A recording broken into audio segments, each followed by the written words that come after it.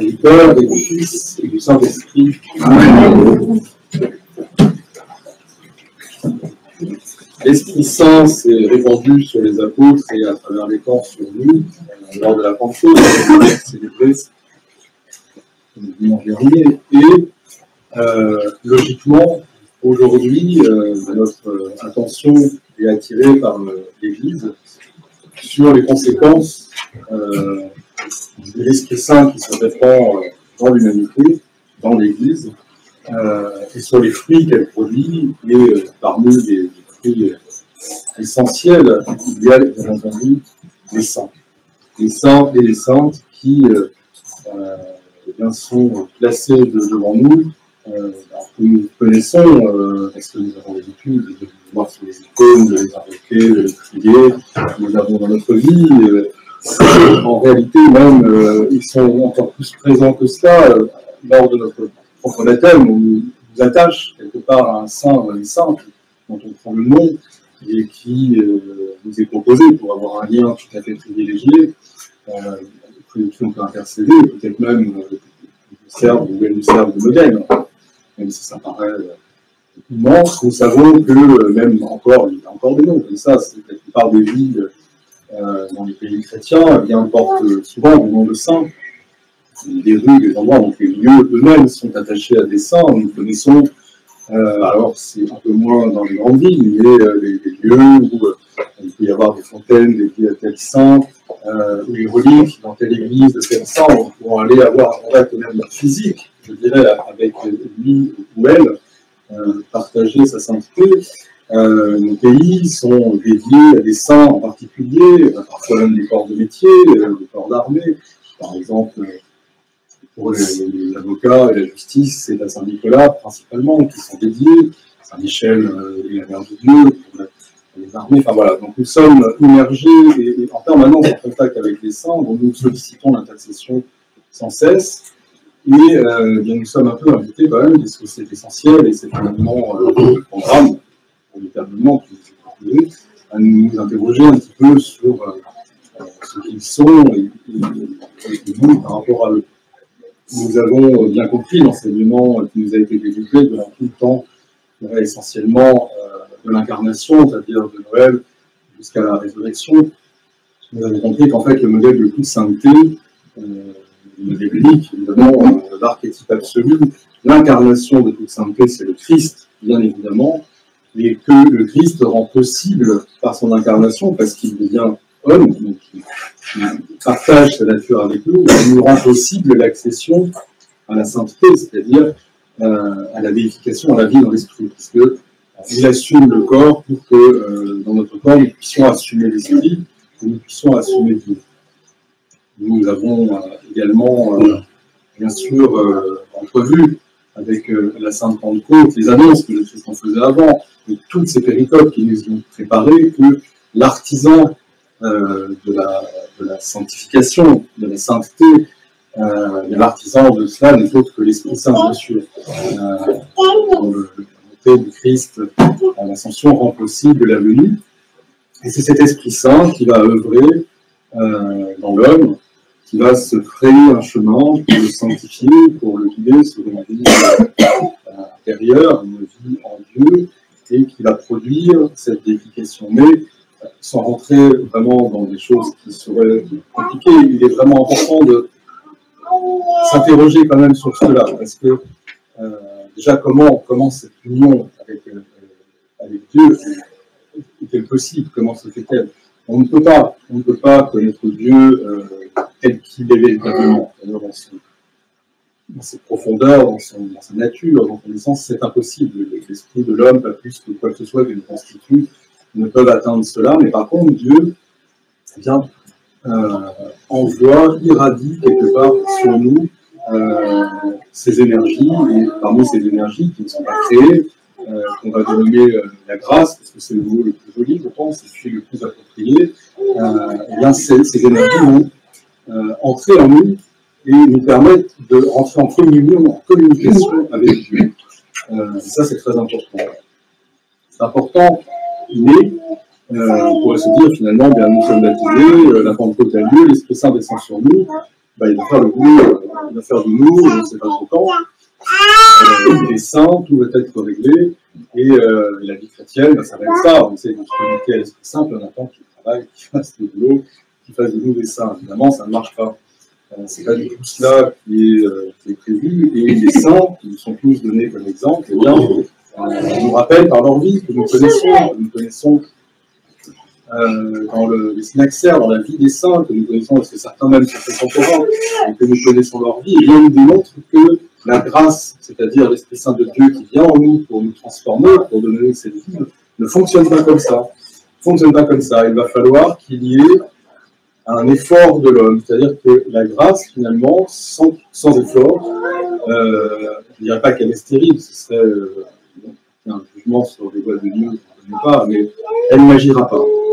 Il faut absolument l'action de l'homme, et nous voyons, et peut-être même d'ailleurs nous les connaissons surtout comme ça, les saints et les saintes, par, je dirais pas leurs exploits, mais leur vie exceptionnelle, leur vie ascétique, et bien cette vie, elle nous démontre comment ils et elles sont parvenus à la sainteté. Vous avez entendu l'apôtre donne les exemples les plus marquants, parce qu'il s'agit de donner un peu un coup de fouet aux églises primitives, et il donne en exemple les martyrs, principalement les martyrs pour la foi, tout ce qu'ils ont dû endurer, c'est-à-dire que dans leur vie, le lien à Dieu, à la sainteté, à l'amour du prochain est tellement sérieux, tellement fort qu'ils sont prêts à donner leur vie pour cela et à endurer les pires souffrances possibles pour ça. Et quand on atteint ce point-là, bien sûr, c'est que l'Esprit a fait son œuvre et que tout ce que l'homme peut donner comme effort est atteint. Donc ils parviennent à la sainteté, c'est l'exemple qu'il nous a donné, mais il n'y a pas que ça. Nous savons aussi que tous les efforts, toutes les ascèses, nous avons vous parmi les carèmes, permettent bien sûr à l'homme de coopérer avec la grâce qui est en lui pour avancer sur le chemin de la sainteté. Nous connaissons une voie privilégiée, bien sûr, dans l'Église, dans la plupart des saints pères qui ont parlé effectivement de la sainteté des voiles. C'est la prière de Jésus, la prière noétique, qui est une voie royale. Il y a bien entendu surtout l'amour du prochain. Il y a les sacrements, il y a la vie dans l'Église. Il y a beaucoup plus de choses que cela. En fait, toute notre vie chrétienne dans l'Église et dans le monde est une voie qui nous permet de coopérer à la grâce et donc de laisser Dieu venir vivre en nous. Parce qu'en réalité, les saints sont les témoins du fait que, par cette synergie, c'est-à-dire cette union de leur volonté à l'action de Dieu en eux, l'action de la grâce en eux, l'action de l'Esprit Saint en eux, alors en code personnel, et la volonté, donc tout, je dirais, tout cela, bien provient d'une volonté que Dieu a d'entrer dans notre vie. Lui le fait, il vient avec son Esprit Saint, comme nous l'avons vu à la Pentecôte, mais il le veut aussi, c'est pas qu'une question d'ascèse, de choses comme ça, il veut que nous entrions dans sa vie. Il veut qu'on le laisse entrer, mais il veut aussi qu'on entre dans sa vie, c'est-à-dire, bien sûr, il veut une communion. Les saints sont les témoins de cela, et souvent, pour ceux qui ont écrit, ou dont la vie nous relatait plus de détails que d'autres, nous voyons l'intimité qu'ils ont avec Dieu, et c'est extraordinaire. Quand vous lisez les lettres que certains envoient à leurs enfants spirituels, ou les réflexions que certains vont envoyer, nous voyons l'intimité de ces hommes, de ces femmes qui vont parler à Dieu, qui vont même parfois avoir des relations tumultueuses avec, mais qui vont laisser Dieu entrer dans leur vie et entrer dans la vie de Dieu. Ça, c'est essentiel, parce que c'est vraiment, il commence à se rapprocher un peu, je ne vais pas dire d'une définition, mais de ce qu'on peut dire de la sainteté. Autrement dit, c'est pas seulement comme certains pères l'ont écrit, parce qu'il fallait aussi que ce soit dit, je pense beaucoup au père Adicas en général, son maxime, c'est pas seulement, je dirais, la pratique de l'ascèse, la pratique de la prière, la pratique de la communion dans la liturgie, tout ça qui va nous permettre de coopérer et de gravir les étapes de la sainteté. Mais non, c'est pas que ça, c'est pas qu'une purification pour parvenir à une illumination qui nous permet la sainteté. Non, je dirais vraiment que la sainteté, la déification finalement, parce que c'est de ça qu'il s'agit, c'est une question avant tout d'amour. C'est l'œuvre d'amour de Dieu pour nous et l'amour que nous pourrons avoir à Dieu. Donc en fait, toute cette déification finalement, toute cette action de l'Esprit Saint, tout ce qui va pouvoir motiver hommes et femmes à avancer sur le chemin de la sainteté, à devenir des saints et des saintes, des êtres déifiés, des porteurs de Dieu, c'est l'amour.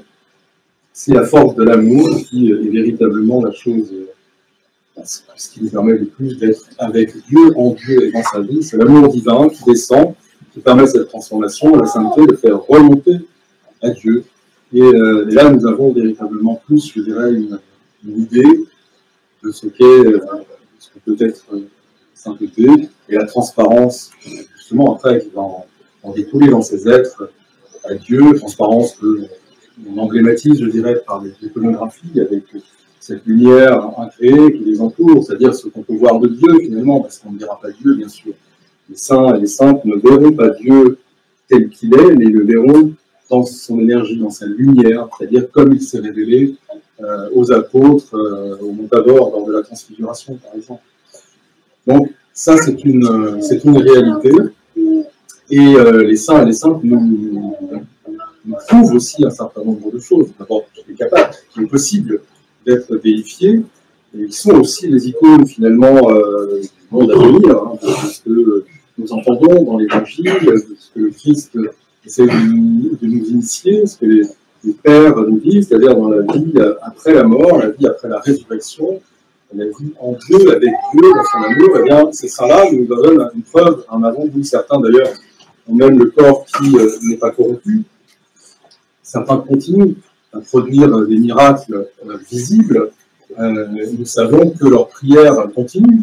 Après leur naissance au ciel, nous savons que nous pouvons nous adresser à des saints et des saintes et que nos prières sont exaucées, qu'ils ont accompli un certain nombre de miracles. Donc cela nous prouve que la vie continue. Ils se font aussi comme ça le lien, le pont finalement entre l'Église visible, c'est-à-dire la nôtre, celle qui est constituée de vivants, et l'Église complète, c'est-à-dire céleste, avec tous les défunts de tous les temps qui continuent à se célébrer, à vivre, et les saints sont toujours là et intercèdent pour nous, pour les uns, pour les autres. Leur prière continue, leur œuvre, leur action continue. Nous pouvons nous adresser à eux, leur personne continue d'exister. Donc c'est quand même quelque chose de tout à fait